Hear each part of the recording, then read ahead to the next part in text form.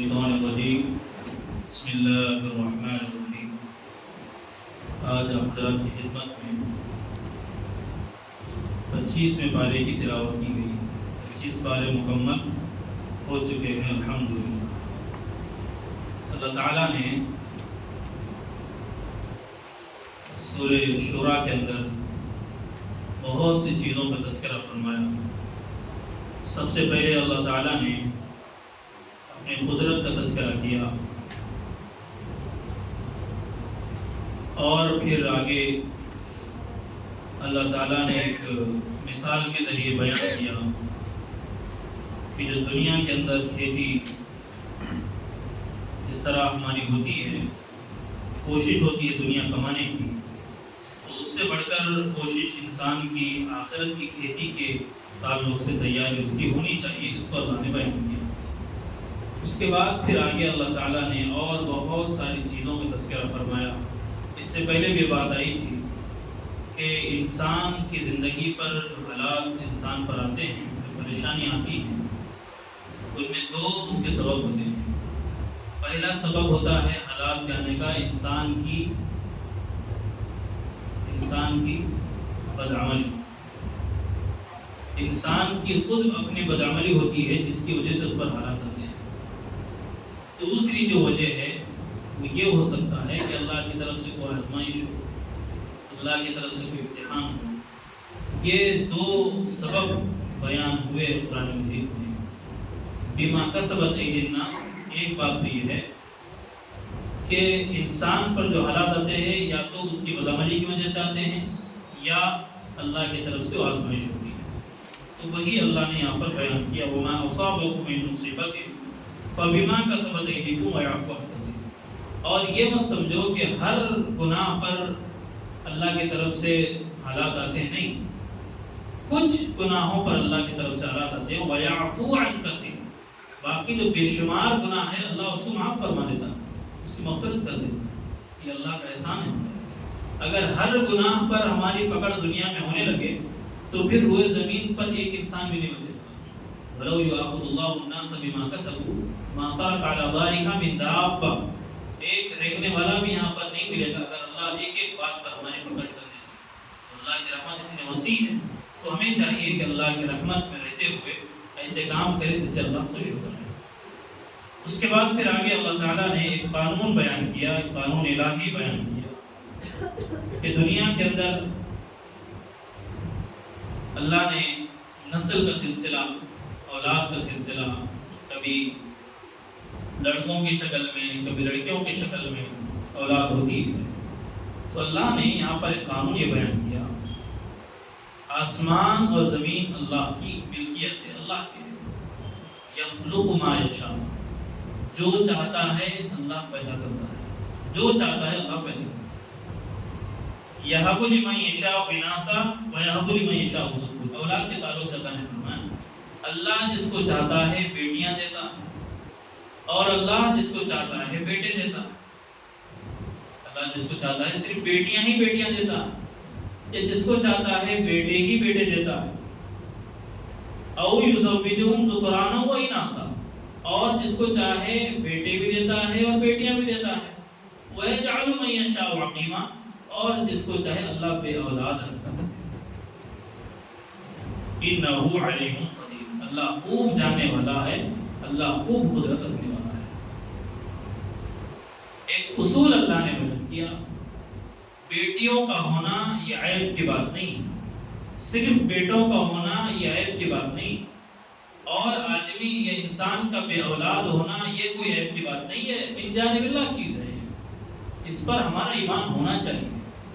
سورہ شورا کی آیت نمبر 49 اور 50 ہے، جس میں اللہ نے واضح طور سے بیان کیا کسی انسان کے بس میں نہیں ہے لڑکے پیدا کرنا، لڑکیاں پیدا کرنا، بلکہ وہ اللہ کی ذات ہے۔ اللہ نے جس کے لیے لکھ دیا اس کو لڑکیاں ہوں گی، جس کے لیے لڑکے لکھ دیے اس کو لڑکے ہوں گے، جس کے لیے دونوں لکھے ہیں ان کے لیے دونوں ہوں گے، اور جس کے حق میں اللہ نے اولاد ہی نہیں رکھا وہ بے اولاد رہے گا۔ یہ اللہ کا قانون ہے۔ آج ہم کیا ہو رہا کہ لڑکی کی پیدائش پر یہ دیکھا جا رہا ہے عام طور سے ایک گھروں کے اندر ایک غمی کا ماحول، یہ جاہلیت کے دور میں تھی وہ چیز، اسلام آنے سے پہلے یہ چیز تھی، اسلام آ کر ان تمام چیزوں کو ختم کیا اسلام نے۔ اگر پھر وہی چیز ہم دہرائیں گے تو پھر کیا بات کہیں گے؟ نیا دور ہے، پرانی جہالت ہے۔ جاہلیت میں بھی کیا ہوتا تھا کہ جب بچی گھر میں پیدا لڑکی کی ولادت ہوتی تھی تو آدمی ٹینشن میں آ جاتا تھا، کیا کروں میں، اپنے آپ کو گلٹی فیل کرتا تھا، شرم محسوس کرتا تھا، لوگوں کو میں اپنا چہرہ کیسے دکھاؤں، لڑکی ہوئی ہے میرے گھر میں۔ کئی جگہ قرآن مجید میں آیا ہے کہ وہ او یدسو فی التراب، اس کو زمین میں زندہ درگور کر دیتے تھے، زندہ دفن کر دیتے تھے۔ یہ حالات تھے اسلام کے آنے سے پہلے۔ بیٹیوں کو بوجھ سمجھا جاتا تھا، آج بھی بیٹیاں بوجھ ہو گئی ہیں۔ اگر دیکھیں ہم اس کا ریزن کیا ہے، وجہ کیا ہے، تو واضح طور سے بات آتی ہے کہ آج ہم نے شریعت کو اندر خواہ مخواہ کی اتنی چیزیں ایڈ کر لی ہیں، اتنے رسم و رواج اس کے اندر ہم نے کر لیے ہیں کہ شادی کو مشکل سے مشکل ترین بنا دیا ہم نے۔ جہیز کی لعنت ہے، لین دین کی لعنت ہے، نذرانے اور پتہ نہیں مانگ کی، اور آگے سے نہیں پیچھے سے لو، ہم موٹی مجھ کو دیے، جو لیے صحیح، جو دیے صحیح۔ یہ کیا ہے بھائی؟ سب لڑکیوں کی شادی ہو رہی ہے کیا نیلامی ہو رہی ان کی؟ بیچ رہے لڑکیوں کو، سودا ہو رہا ہے۔ یہ ماحول بالکل اسلامی ماحول نہیں۔ آج ہم اس کو معمولی سمجھ رہے ہیں، ایک وقت آئے گا، بلکہ وقت آ چکا ہے، نکاح مشکل ہو گیا ہے، گناہ کرنا آسان ہو گیا۔ کس نے کیا بھائی؟ ہمارے معاشرے نے کیا، ہماری خامخواہ کے رسم و رواج نے کیا۔ کیا وجہ بھائی اتنے رسم و رواجات کی؟ بس شریعت نے سیدھا سادہ طریقہ بتایا ہے، اس طریقے کے مطابق نکاح ہونا چاہیے۔ لیکن آج لڑکیاں بوجھ اس لیے ہو رہی ہیں، باپ فکر میں آ جاتا ہے، بھائی جب میرے پاس اتنی مال و دولت ہے نہیں، میں کھانا پینا تک ہی میرا گزارا جو ہو رہا بس یہی کافی ہے، الگ سے میں لڑکی کے شادی کے لیے، اس کی بیاہ کے لیے، اس کو رخصتی کرنے کے لیے میں کہاں سے خرچات برداشت کر سکتا ہوں؟ آج افسوس کے ساتھ کہنا پڑ رہا ہے، کوئی شادی بغیر قرض کے نہیں ہو رہی۔ آج حقیقت ہے، آج جتنی شادیاں آپ جائیں، پوچھیں، باپ سے پوچھیں، بھائی سے پوچھیں دلہن کے کہ کیا ہے بھائی، کہیں گے قرض لیے، لون لیے، فلاں لیے، وہ ہوا، یہ چیز بھیج دیے، وہ چیز بھیج دی۔ کیوں ہم نے خامخواہ کی چیزیں کر لی بھائی؟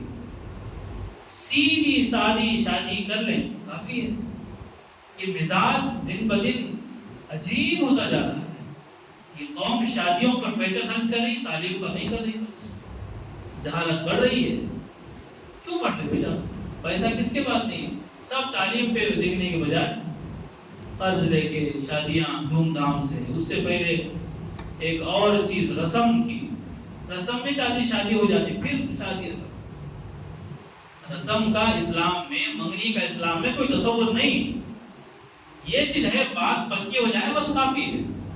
بات پکی ہو، اس کے مطابق شادی کی طرح فنکشن ہو بڑا، اس میں ہزار طرح کے رسم و رواج ہو، شریعت کی دھجیاں اڑائی جائیں، اور کیا بچی والوں پر زور ڈالا جائے، یہ اسلامی تعلیمات نہیں ہے۔ آج ضرورت ہے اس بات کی کہ اسلامی تعلیمات پر مکمل ہم چلیں۔ آج نکاح مشکل ہو گیا، کیوں؟ معاشرے نے بنایا، ہمارے خامخواہ کے رسم و رواج نے بنایا۔ اللہ نے سادہ ہم کو اسلام دیا، شفاف اسلام دیا، صاف تعلیمات دی ہیں، تو یہ کرنے کی چیز ہے۔ تو یہ یہاں پر آیت میں اللہ نے صاف بیان کیا کہ پہلے اللہ نے لڑکیوں کو تذکرہ کیا۔ اللہ جس کو چاہتا ہے لڑکیاں دیتا ہے، اللہ چاہے تو پہلے یہ کہہ سکتا تھا جس کو چاہے لڑکے دیتا ہے، اللہ نے پہلے لڑکیوں کا لفظ ہے، یہ بتانے کے لیے کہ لڑکی گھر کے لیے رحمت ہوتی ہے، بچیاں گھر کے لیے، بیٹیاں گھر کے لیے رحمت ہوتی ہے۔ تو مفسرین نے یہاں سے ایک بات یہ بیان فرمائی ہے کہ جس گھر میں اولاد میں پہلے اگر لڑکی ہو تو وہ گھر بابرکت ہوتا ہے۔ یہ شریعت نے ہم کو سکھایا ہے۔ اور ایک بات سمجھ لیجیے صرف کہ نبی اکرم صلی اللہ علیہ وسلم سے بڑھ کر کس کی ذات ہو سکتی ہے؟ لیکن آپ کا خاندان آج تک چل رہا ہے لڑکوں سے نہیں، لڑکیوں سے چل رہا ہے۔ نبی کا خاندان جس پر ہمارا ایمان ہے، جن پر ہم اپنی جان قربان کر دیتے، جن کی سنتوں پر چلے بغیر ہمارا ایمان مکمل نہیں ہے، اس نبی کا حال یہ ہے کہ ان کی نسل چلی ہے بیٹیوں سے، لڑکیوں سے۔ اب کی کوئی اولاد لڑکوں میں نہیں تھی، جو تھے بچپن میں فوت ہو گئے، لڑکوں سے آپ کا نسل نہیں چلا، لڑکیوں سے چلا، بیٹیوں سے چلا، بچیوں سے چلا۔ کیا ہم نبی سے بھی آگے بڑھ گئے؟ نعوذ باللہ من ذالک کی اس طرح کی چیزیں کہ اللہ ہمارے صرف بیٹیاں بیٹے دے رہا، بیٹے نہیں دے رہا، وہ دے رہا۔ بھئی اللہ کی قدرت ہے، یہ اللہ کا فیصلہ ہے۔ اللہ نے آگے ایک جملہ کہا انہو علیم، اللہ خوب جاننے والا ہے کہ کس کو لڑکیاں دینا ہے، کس کو لڑکے دینا ہے، اور کس کو دونوں دینا ہے، اور کس کو بے اولاد رکھنا، اللہ خوب جانتا ہے۔ قدیر، یہ مت سمجھو کہ اللہ صرف جس کو بیٹے دیا اس کو بیٹیاں نہیں دے سکتا، اللہ کی قدرت کاملہ ہے، اللہ کی مکمل قدرت ہے کہ وہ سب کچھ عطا کر سکتا ہے، لیکن اللہ کا علم ہے کہ اللہ کو معلوم ہے کس کو بیٹیاں دینے میں فائدہ ہے، کس کو بیٹے دینے میں فائدہ ہے، کس کے آگے کی زندگی کیا ہے، اللہ کو معلوم۔ تو اللہ نے اپنے علم کے مطابق، اپنی حکمت کے مطابق وہ کام کیا ہے، اور اللہ کی قدرت تو ہے کہ اللہ جس کو جو چاہے عطا کر سکتا ہے۔ تو یہ کہنے کا مقصد یہ ہے آج کے دور میں بھی ہم وہ چیز نہ دہرائیں جو اسلام سے پہلے جاہلیت میں ہوا کرتی تھی، ورنہ پھر اس میں اور اس میں کوئی فرق نہیں رہا۔ وہاں تو خیر علم نہیں تھا، جاہلیت تھی، یہاں معلومات ہونے کے باوجود، علم ہونے کے باوجود جہالت ہے، تو کیا کہیں گے اس کو؟ بڑی لکھی جہالت کہیں گے اس کو۔ تو یہ ان چیزوں سے اپنے آپ کو بچائیں، اسلام سے اپنا رشتہ جوڑیں، خواہ کے رسومات، خواہ کے رسم و رواج میں پڑھ کر اسلام کی تعلیمات کو ہم ٹھیس نہ پہنچائیں، اپنا بھی نقصان کر رہے ہیں اور سارے معاشرے کا نقصان کریں، اس سے اپنے آپ کو بچائیں۔ اللہ سے دعا ہے اللہ تعالیٰ ہم تمام کو سچی پکی زندگی اسلام کے مطابق گزارنے کی توفیق عطا فرمائے۔ وآخر دعوانا الحمدللہ۔